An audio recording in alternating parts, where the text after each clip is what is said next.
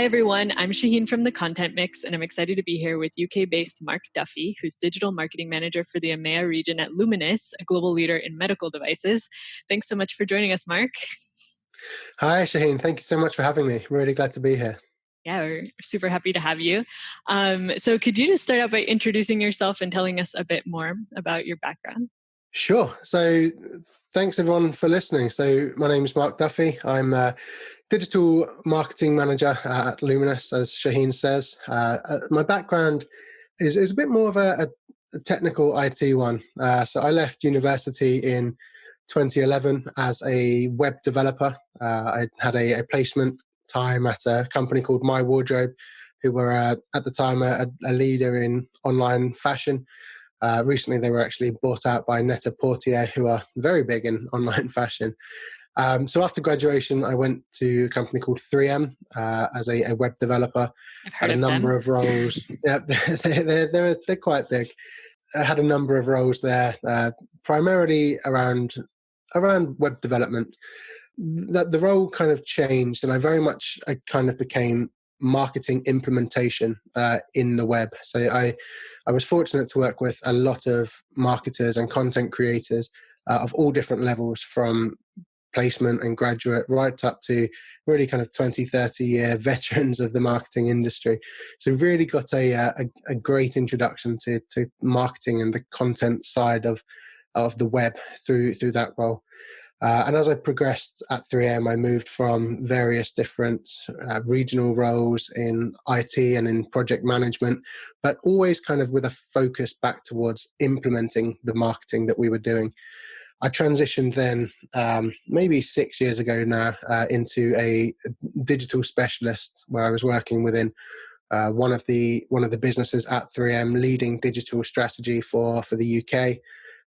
Before progressing to where I am now with Lumenis as EMEA digital manager, where I look after, three very diverse businesses. So within Lumenis, we have lasers for aesthetics, for surgical, and for vision. So we have a really broad spectrum of different products, all of which we market in very unique, slightly different ways.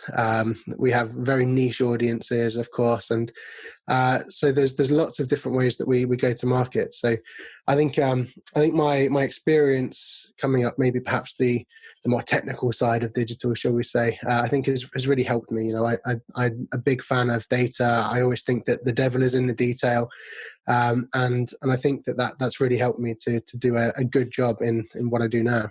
Mm-hmm. So digital marketing has become like a kind of broad term. So what does it mean in the context of your role? It's a really interesting question, that, because I think that the term digital marketing is a dying term.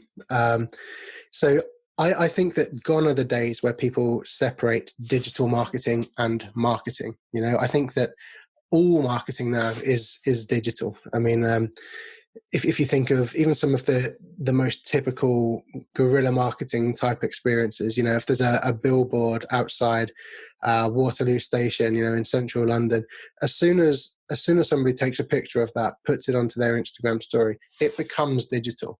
And I think that the whole world is now led from a digital perspective. So I really do think that concept of what is digital, what is traditional marketing, is that the lines have been blurred for a few years, but I think that they are non-existent now in this COVID era, especially. But to back to your question, in my particular role, I mean, it really aligns to me, kind of owning the digital channels that we do use. So I look after social media accounts. I look after our email marketing strategy. I'm very hands-on with our website development. I do a lot with our partners to help their digital presence, to make sure that they are representing themselves and our company how we would like them to represent us in the digital space. So fingers in many pies, I joke a lot, but so primarily working within the digital channels that we have to make sure that we are driving our content and our representation in the way that we want it to be driven. Very cool. So can you explain kind of how content marketing plays into it? Are you still working with a lot of content creators? You're not creating the content, but you're collaborating with people who are, I imagine. Absolutely. So again, a huge mix. So we do a lot of content development through industry leaders, so KOLs, key opinion leaders, as we call them in the medical industry. The content sometimes it may be something as simple as a doctor writing a review for us. Sometimes it could be a patient who happens to be a high profile person themselves who wants to do a story or a feature or something. Sometimes it could be something a lot more general, whether it's representing our product information in a different way to a different market. My role is an EMEA role, so we have customers in the Middle East, and so a distributor in Saudi Arabia perhaps would write their product information and the information about how the products can help their patients in a very different way to how we do in the UK or in Spain or in France or somewhere. So we are constantly looking to develop our content in a way which is relevant to the people that we want to see it. And defining exactly who those people are is something I have a lot of fun with, segmenting different areas. Like I say, be it patients, potential patients, be it doctors themselves, be it clinic owners. And coming back to, like I said at the start, we have different divisions. So our surgical division, we may talk in a far more technical language to really target content towards a doctor or somebody who is educated on a procedure that they are looking to have or need to have. Whereas in the aesthetics industry, we may be far more, let's say, mass market, targeting people interested in beauty devices or healthy lifestyle, which is obviously a far bigger scope. So we do tailor our content very much to each of those different areas and really think about who we want to see our content as we're producing. I see. So you're working across like all of the business lines, basically, and across a lot of different markets in EMEA, sounds like. Absolutely. Yes, absolutely. Well, maybe I can ask you about like how do you make sure that your content resonates in the different markets if they're so diverse? I mean, which markets are you dealing with? Sure. So it's a constant headache, shall we say? If I had any hair, it would make me perhaps lose it some of the time. But so I mean, you're entirely right. I mean, the example I just used, the way that we would position something in Saudi Arabia compared to mainland Europe is very different. So I think that the setup comes from the channels that we're active in and making sure that the perspective that we are saying certain things is again relevant to how it should be digested by the user, which is a very, I guess, long-winded way of saying make sure it's right for the people reading it. I think when we produce something, and let's a more specific example, let's say a laser for hair removal, perhaps in the UK or mainland Europe, as I say, we would typically use a channel such as Instagram where before and after imagery is something that's very prominent. But again, in Saudi Arabia, in Oman, in the UAE, places where people typically cover themselves up more so need to not see that content. So we position ourselves when we publish this content from the perspective of the audience that we want to see it. So whether it comes from a UK channel, whether we talk in a way that is specific to a European type person, even the type, even the people in the photos, making sure that if we're targeting something that could be construed in a different way in a different place, we'll use people that are very recognizable to the area that we would want them to be targeted. And of course, if we're using different languages, particularly in paid media, we will always be very specific with our targeting and making sure that we adjust the content for areas to make it always relevant to that user, the person that's going to, or the person that we want to see it, to read it, to digest it. We always try to be very specific with how we're targeting those people. Mm-hmm. Do you have like local people in each of the markets? Like, how do you inform yourself of like what's the right approach in each place? So we have partners. So we don't have local people in every single country that we work in, but we have people that look after different regions, and we have some fantastic partners all across the region as well. So whether they be our distributors, whether they be some of our regional sales managers, we have lots of people who are always keeping up to date uh, on the trends within these countries and within these industries. Myself as well, I like to keep personally in touch through different podcasts, different publications and things to really try to keep myself up to date with what's happening in other areas. It seems like just about every influencer is in Dubai or somewhere at the moment, so there's there's lots going on my social feed. But so it is very important, like you say, to make sure that we're listening to people in the field, people who are living it every single day, as well as just things that we read in different publications ourselves. Absolutely. So I wanted to ask you about the kind of content you produce. Maybe you can share an example of a campaign or a piece of content that's worked really well for you. Sure. So I find that the content that works best for us is, I often think, the content where we restrict and make it really specific to a certain person. So one piece that has worked incredibly well for us quite recently is actually through LinkedIn, within our surgical business, really targeting specifically urologists. So targeting urologists with direct ads, introducing our sales teams, introducing our marketing managers, and although the audience gets incredibly niche, I think that's where the gold dust really lies. Making that message that gets sent to somebody really personal. I mean, you can be very personal. You can use common terminology and things like this when you go so specific. I think a lot of people often make a mistake of thinking, "Oh, a bigger audience is better," which is something I disagree with for the most part. I really want to be specific. I want to know who I'm talking to. I want to know who's going to interact with our content. It's one of the things I always find frustrating if you work with agencies. Agencies come back and say, "Oh, look at this, you've had 2 million impressions." I couldn't care less about impressions. I want to know who is interacting, who is engaging. Don't show me the potential reach. Show me the actual reach. What is my content? What's my ad done? So that's coming back to the main question. So LinkedIn, I find very good for targeting people, and it's something that we've been having a great deal of success in over the past couple of months. But through advertising on LinkedIn. Through advertising and through the way that the advertising allows us to manipulate the content. So make that content, tailor that content specifically to the type of people that we're defining.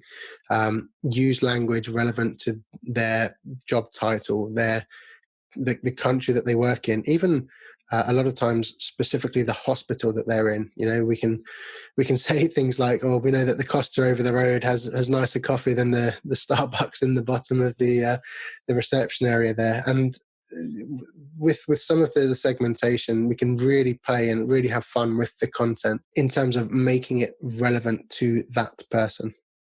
Yeah, that's super interesting. Getting creative with like how to target like such a specific, the specific person, not the category of person necessarily. Exactly. Yeah. And I think the person then reviewing or reading that content feels more like it's for them as well. It's it loses some of that mass market thought perhaps, and I think it makes it easier for somebody to engage with. Yeah, it reminds me of like back in the day. I remember reading about like cases of people who like targeted specific employers' names in Google ads, right? So that when they searched their own name, they would see this ad from someone looking for a job. Yeah. So. Exactly. I think relevancy in that type of thing is just so important. I always used to use the example, actually. I don't see this so much anymore, but a couple of years back, I used to always think it was hilarious with Amazon. So let's say if I'm looking to buy a new suitcase on Amazon, and let's say I buy a new suitcase on Amazon, suddenly the information that Amazon gives to all of their retailers, their independent retailers that use Amazon, they give them the information that this is somebody who wants to buy a suitcase. So I start getting all of these emails, Amazon marketing, or buy this suitcase, when in reality, a suitcase is actually the last thing that I need now because I have it. And I think that's one example of how dipping your toes into data and trying to build content just does not work. I think you need to really use all of the data available to you to make sure that you build tailored content correctly, because it's so easy to get wrong. Mm-hmm. Yeah, that happens to me a lot, getting targeted for things that I've already bought and then feeling bad. Like, there's Exactly. this better deal, but I Yeah, already this bought is it. nicer and cheaper. Yeah. But anyways, well, so we've already talked a little bit about like the target audience for Lumenis. Like, could you tell us maybe a little bit about the tone of voice and approach in reaching your audiences? It sounds like they might be different depending on a lot of different things, right? All the different diverse segments you have. Absolutely. But there's a general sense is that we always try to be educational in our content. I think particularly the technology, laser, you'd be surprised how many people still think, oh, laser, that's something scary. That's something that's really high risk of injury, this kind of thing, which just isn't necessarily the case. So a lot of the content, we always put an educational spin on that, and that rolls across all of our different audience segments as well. Whether it be, like I say, for a patient, this is why a laser is used for this type of procedure, or for these types of operations, these cases.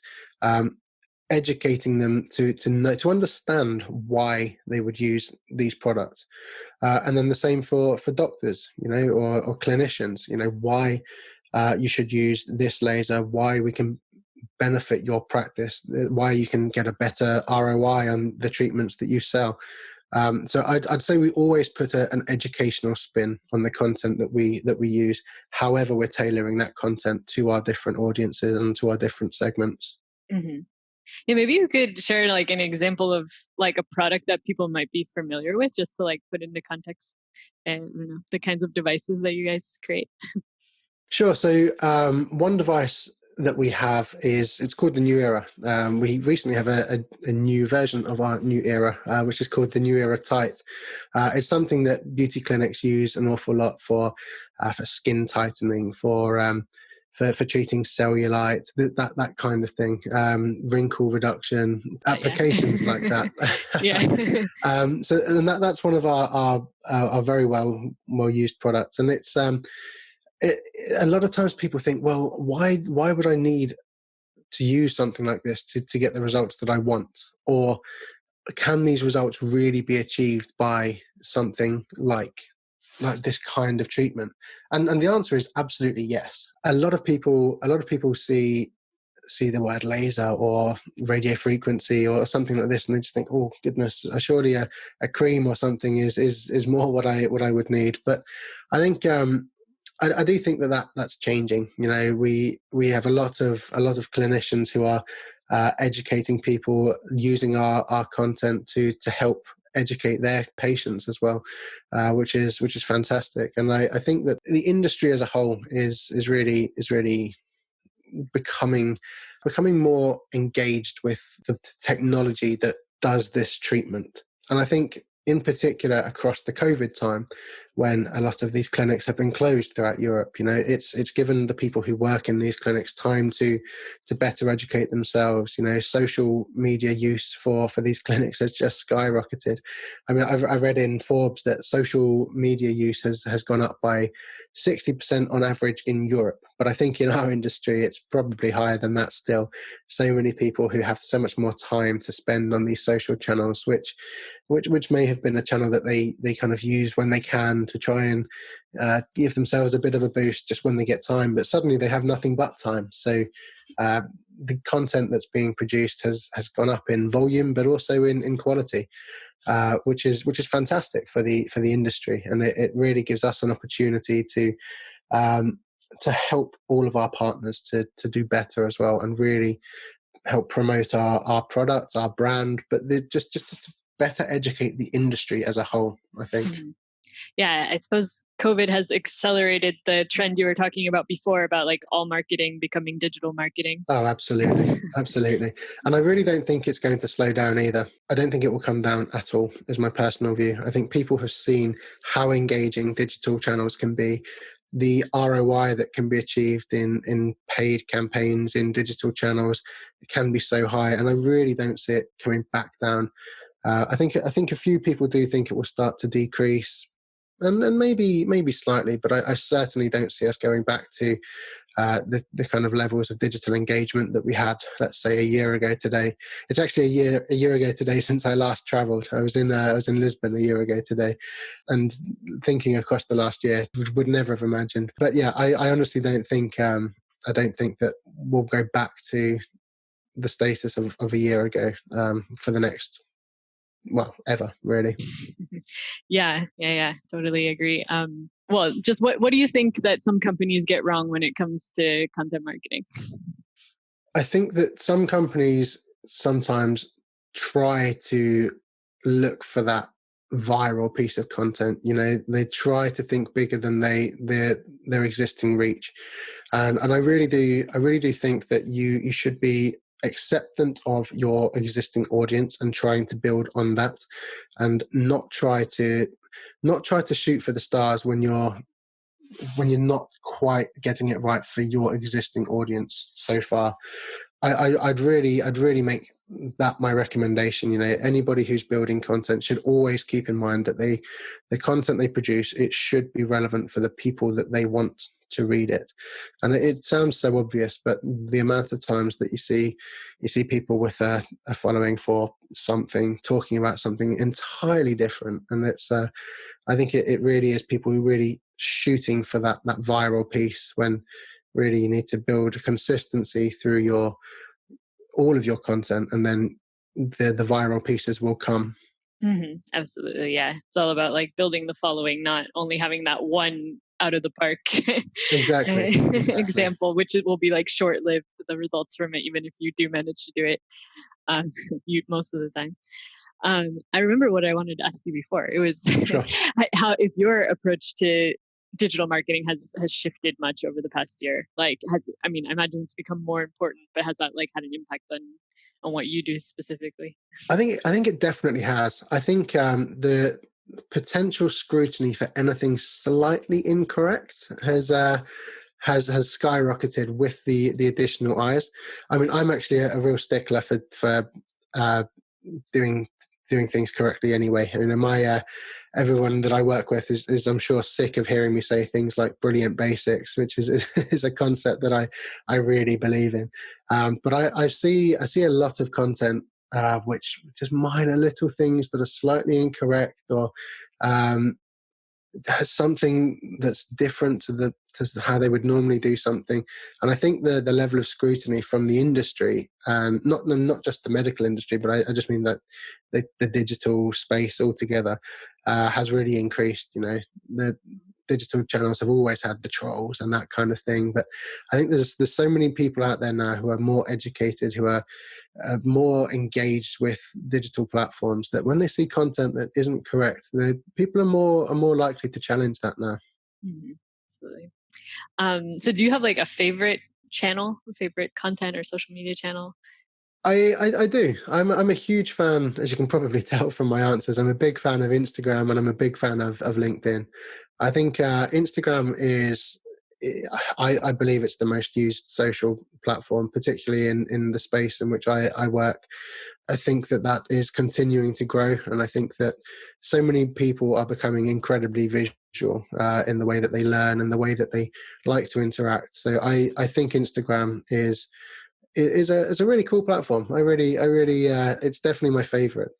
And LinkedIn is a close second. You know, I think in terms of a B2B social platform, it's head and shoulders above any of the others. I think LinkedIn gets a lot of stick for just being a place that people go if they're looking for a new job or if they're wanting to update their CV. But I disagree wholeheartedly. I think it's a really great platform to start business conversations and to connect yourself with the correct people. You know, if you're a salesperson, if you're a marketing person looking to build your network, a lot of this can start in LinkedIn. It may come away from LinkedIn. I think LinkedIn may just be the area that you introduce yourself and take a phone number or take a e-business card or something. But I think it's underrated as a place to go to engage with new people. Mm-hmm. Absolutely. Yeah, it's definitely evolved a lot over the past years, the past few years, Absolutely. LinkedIn. Yeah. Well, switching gears a little bit, like what do you think are the most important skills for marketers these days? I mean, I think to always keep an open mind. I think don't try to just think about what you want to do. And I think a lot of people assume that just because somebody is maybe following your page or has subscribed to your blog or has liked your Instagram post in the past, it doesn't necessarily mean that they're going to think that everything that you do is what they want to see. I think there's a statistic around social platforms, just to come back to social, where something like 10% of your following will ever see your organic posts, which is, I think it's not something that's always recognized by companies and by people who are using these channels to promote things. So I think it's a really important skill is to always think with an open mind about how your content should be utilized, and to not try to do too much with everything that you do. Every channel, every post, every web page should be looking to answer a key question, not trying to do 5, 6, 7 different things with one piece of content. Mm-hmm. Yeah, makes a lot of sense. And what advice would you give to someone like just starting out in the industry now? I say be bold, make mistakes. I mean, I've learned some of my biggest lessons through the mistakes that I've made. I always say that there aren't mistakes in the digital space unless you repeat things that don't work. If you do something and it completely bombs and it doesn't return at all, you've actually learned a very valuable piece of information there, which is not to do this specific thing again. So absolutely be bold, really go for it, throw yourself into your mistakes and embrace the mistakes. Don't hide behind them. Really just educate yourself and pick yourself up and build from them. Great advice. So do you have a productivity tip or hack you could share? I have a couple, if I'm honest. So I've been remote working for 3 years or so now, and people often say, or at the start of the lockdown, a lot of my friends who are new to it, used to the office environment, would say, how do you do this? And I always just say, it's don't think of your home as being your workplace or something. You have space, but make sure that you set time for when you're going to be working, or a certain setup that you have. So I sit in a home office. I have specific clothes that I wear when I'm working. They may just be a specific pair of shorts or a specific couple of t-shirts, but I know that they're the things that I wear for work. And then when I finish work, I get changed and I come home, so to speak, and relax. I don't work in the areas in my home that I use for relaxing. And I'd set times to take breaks. I think it's imperative to disconnect sometimes and take a walk to the shops to grab a coffee or something. Don't just sit at the desk and constantly be thinking, right, work. I think it's really important to disconnect your brain sometimes, and that it really helps to bring a fresh perspective back into the work that you're doing. Yeah, no, it's so important. Something I think everyone is struggling with, figuring out the work-life balance when you're in the same place all the time. Definitely. Yeah, right now. Well, all of us working from home, which is a lot of people. um, Absolutely. well, who's a professional role model or a source of inspiration for you? I think a source of inspiration. is, I mean, really high profile. But I think so. Mark Zuckerberg, of course, and CEO of Facebook, founder of Facebook, is one of the kind of the people that I think are really fantastic. I mean, it's easy to say, "Oh, I want to be a multi-millionaire like he is," but I think just looking at some of the little things, he writes a great blog. And I think looking for inspiration in some of the little things from some of these great people is really valuable. Even the film, I remember when I was at university, the Social Network film had come out just while I was doing my dissertation. And my dissertation, I was writing a website, and I think I must have watched that film twice a week for about 3 months, trying to just think, oh, my website's going to make it as well. But I think he's a really cool guy, and he's publishes some really nice content. Yeah, he's actually a controversial figure, and actually someone I look up to as well, and I sometimes mention him as a role model and get kind of flack for it. But I really think he's like someone who has principles, and that's led him to success. I know some of like what's come of what the company does is in terms of privacy and stuff like that, it gets a lot of criticism, but he's also accomplished a lot. You can't deny, and it's like thanks to his vision. So absolutely, totally agree with that one. Yeah, and so you had another one, or or no? We move on. No, we'll stick with Mark for now. Okay, now that I've given the endorsement, exactly. Can't top it.